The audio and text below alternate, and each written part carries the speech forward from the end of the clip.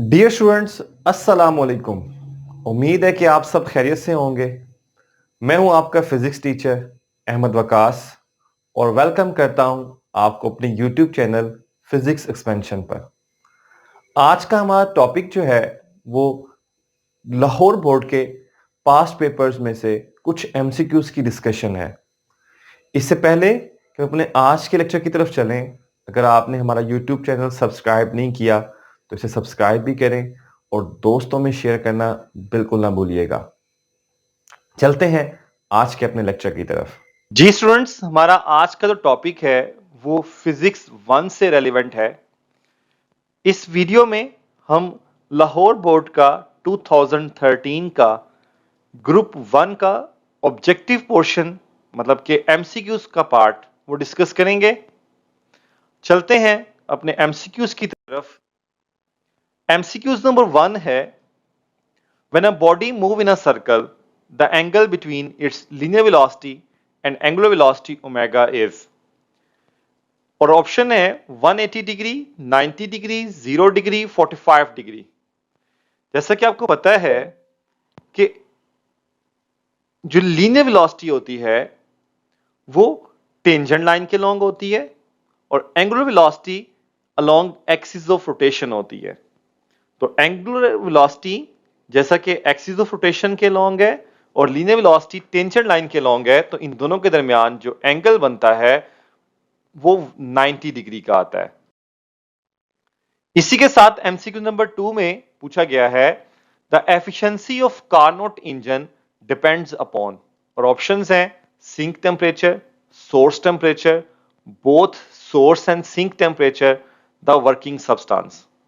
तो यहां पे हमारे पास जो है वो सोर्स और सिंक के टेम्परेचर के ऊपर एफिशिएंसी का फॉर्मूला डिपेंड करता है। आपके पास कार्नोट इंजन का ये टॉपिक है। अगर हम वहां पर एफिशिएंसी के फॉर्मूले को देखें तो eta is equal to 1 minus T2 over T1। जितना टेम्परेचर डिफरेंस ज्यादा होता है उतनी इसकी एफिशिएंसी भी ज्यादा इंप्रूव कर जाती है। इसी के साथ एमसीक्यूज नंबर 3 है जिसमें पूछा गया है, the distance between two consecutive nodes is. दो कंसेक्टिव नोड्स के दरमियान जो डिस्टेंस होता है वो हमारे पास बराबर होता है हाफ ऑफ द वेवलेंथ के। दो कंसेक्टिव नोड हो तो हाफ ऑफ द वेवलेंथ। यहीं पर अगर वो पूछ लेता दो कंसेक्टिव क्रस्ट और दो कंसेक्टिव ट्रफ हो तो फिर वो कंप्लीट वेवलेंथ आती है। इसी तरह आपसे भी पूछा जा सकता है कि the distance between consecutive node and anti node. जब नोड और एंटी नोड की बात की जाए तो λ/4 है। मजीद डिस्कशन के लिए, आप मजीद क्लैरिफिकेशन के लिए चैप्टर नंबर 8 का टॉपिक स्टेशनरी वेव, इसको लाजमी चेकआउट करिएगा। इसी के से नेक्स्ट एमसीक्यू नंबर 4 है जिसमें एक मैथमेटिकल इक्वेशन लिखी हुई है, I डॉट जे क्रॉस के इज इक्वल टू। यहां पर I डॉट जे क्रॉस के की बात की जाए तो ये डिफरेंट ऑप्शंस हैं।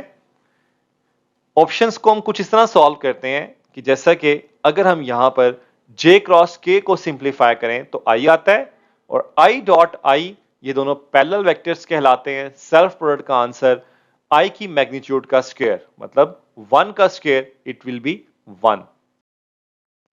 इसी से नेक्स्ट है एमसीक्यूज नंबर 5 जिसमें पूछा गया है, 1 geostationary satellites cover a longitude of 270 degree, 120 degree, 90 degree, the last one is 360 degree। तो right answer will be 120 degree.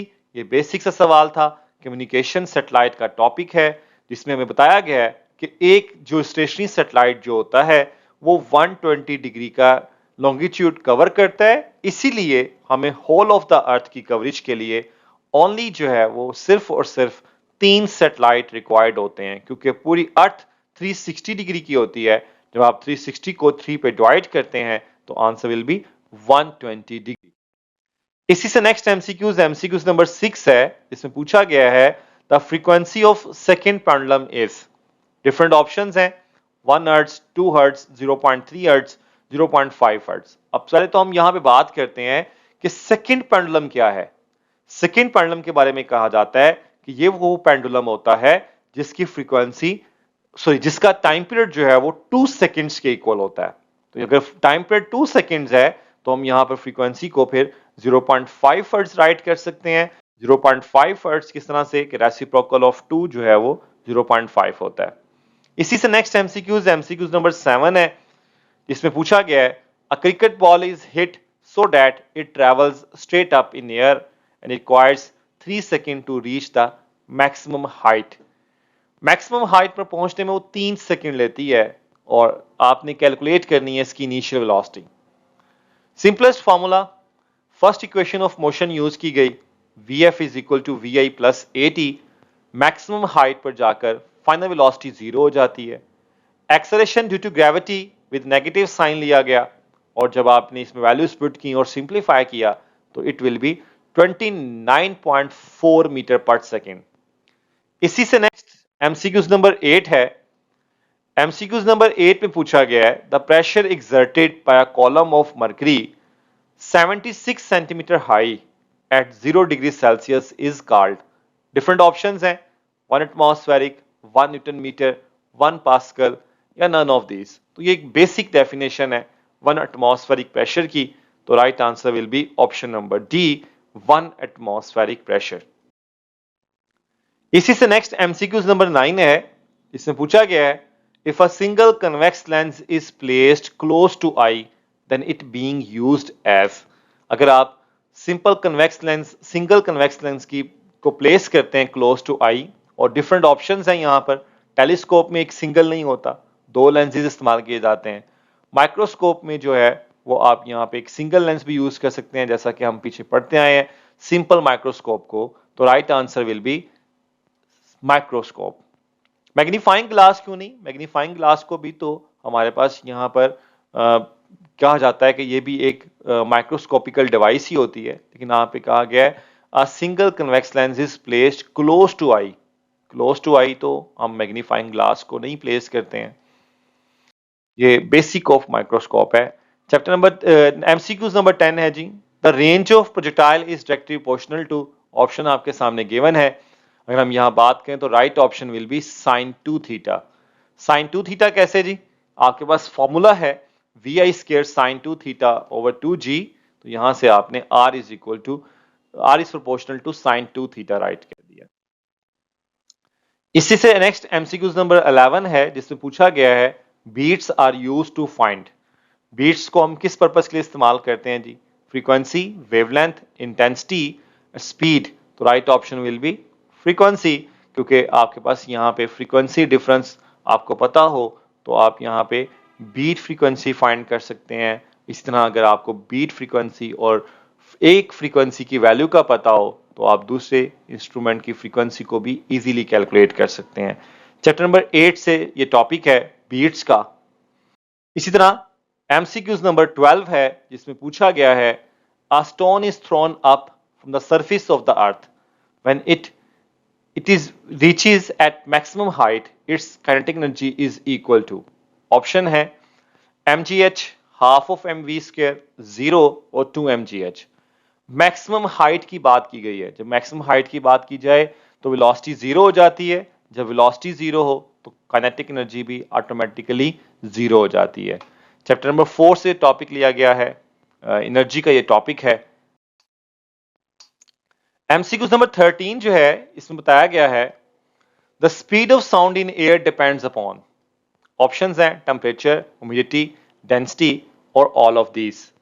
Temperature बढ़ाने से स्पीड ऑफ साउंड इंक्रीज कर जाती है। ह्यूमिडिटी इंक्रीज करने से भी स्पीड ऑफ साउंड इंक्रीज कर जाती है। तो डेंसिटी जो है इसे बढ़ाने से स्पीड ऑफ साउंड कम हो जाती है, लेकिन यहाँ पे डिपेंडेंस पूछी गई है तो it will be all of these. ये टॉपिक है चैप्टर नंबर 8 का, speed of sound in air. यहां से एमसीक्यूज को पिक किया गया है। इसी के साथ एमसीक्यूज नंबर 14 है, जिसमें पूछा गया है solid angle subtended at the centre by a sphere is. तो आपके पास यहां पर सॉलिड एंगल की डेफिनेशन चैप्टर नंबर 1 से आपको मिल जाती है, और 2 पाई, 4 पाई, 6 पाई और अगेन 6 पाई है, तो it will be 4 pi is the right answer. MCQ number 15 है जी, the maximum drag force on falling sphere is 9.8 newton, it weight is. अब उसका वेट बताना है हमें जबकि मैक्सिमम ड्रैग फोर्स बताई गई है कि जो कि है 9.8 न्यूटन। जितनी ड्रैग फोर्स होती है उतनी एक अपोजिंग फोर्स जो है वो वेट की भी होती है, क्योंकि अगर फ्री फॉल कर रहा है तो जो आपके पास वेट है उसी के इक्वलेंस एक ऑपोजिट फोर्स जनरेट होती है जिसको हम ड्रैग फोर्स कहते हैं। तो right answer will be 9.8 Newton. Chapter number 6 से टर्मिनल वेलोसिटी के टॉपिक से लिया गया एमसीक्यूज था ये। इसी के साथ एमसीक्यूज नंबर 16 है जिसमें पूछा गया है which one of the following media can transmit both transverse and longitudinal waves, और ऑप्शंस हैं solid, liquid, gas and plasma. तो right option will be solid. Solid जो है ये आपके पास इसमें से दोनों तरह की वेव्स पास आउट कर जाती हैं, ट्रांसफर भी और लॉन्गिट्यूडनल भी। चैप्टर नंबर 8 का टॉपिक प्रोग्रेसिव वेव से लिया गया एमसीक्यूज था। इसी के साथ नेक्स्ट चलते हैं एमसीक्यूज नंबर 17 की तरफ। एमसीक्यूज नंबर 17 में पूछा गया है the linear velocity of a disc moving down an inclined plane is. Options हैं gh 4/3 gh, 2/3 gh and the square root of 1/3 gh। Right option will be option number beta है। Option beta में क्या आता है G 4/3 gh। ये MCQs chapter number 5 rotational kinetic energy of disc and hoop का लिया गया एक एमसीक्यूज था।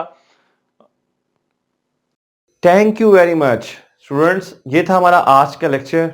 उम्मीद है कि आपको ये समझ भी आया होगा और आपके लिए फायदेमंद साबित भी हुआ होगा। अपनी कीमती राय से हमें कमेंट सेक्शन में जरूर आगाह करिएगा। अपना ख्याल रखिएगा। अल्लाह हाफिज।